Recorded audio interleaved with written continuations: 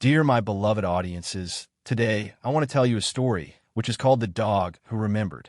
No one in the village of Elmsbrook could remember when the old black dog first appeared. He simply was there, as if he had always been there. He never barked, never chased cats, and never begged for food. He just wandered the cobbled streets, sometimes resting under the ancient oak tree by the chapel or watching people with eyes too human to ignore. They called him Charcoal because of his dark, ashen coat. He seemed to favor the elderly and children, often accompanying them on quiet walks. Yet no one claimed him.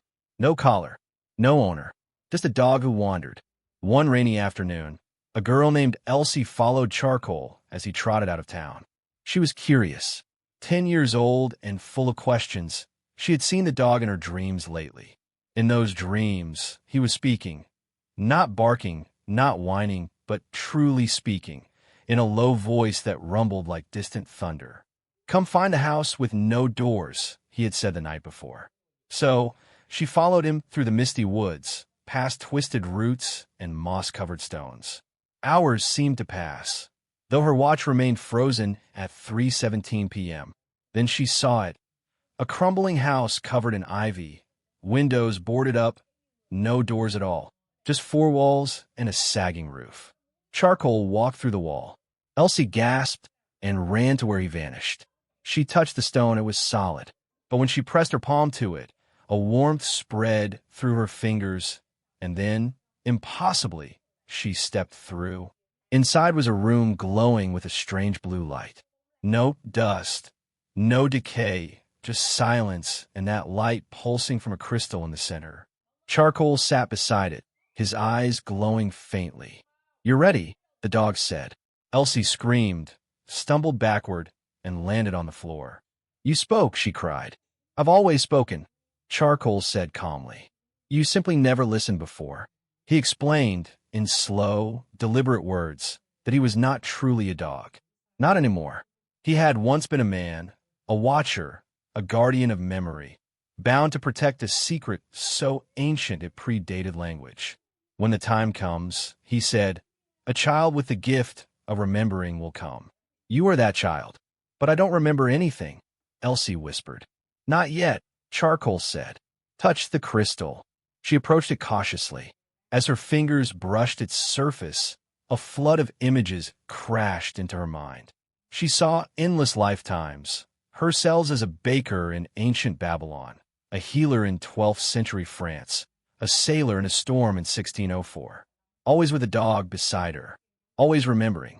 Every life, I've forgotten, she murmured. Until now, Charcoal said. The forgetting was to protect you. But danger has returned. What kind of danger?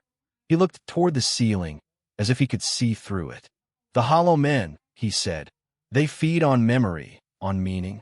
They will come for you now that you remember. But you are not alone. With that, the crystal dimmed, and the house began to tremble. The stone walls rippled like water. Charcoal barked sharply once. Run! Elsie obeyed. She sprinted through the trembling wall and found herself not in the forest, but in her bedroom.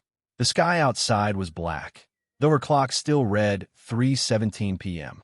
Charcoal sat by her bed. Ow, she began. No time. Listen, he said. The hollow men cannot create. They only erase. If they take your memories, they take your power. Hold on to what you've seen. He placed a paw on her foot. A warmth spread up her leg and into her chest. You are more than you seem, Elsie. You always have been. That night, as the world outside trembled and strange shadows moved across the sky, Elsie sat on her bed, drawing what she remembered. Maps of ancient cities, symbols she had no name for, faces she had loved centuries ago. Charcoal lay beside her, no longer just a stray dog, but her guardian, her mentor. The next morning, no one remembered the storm.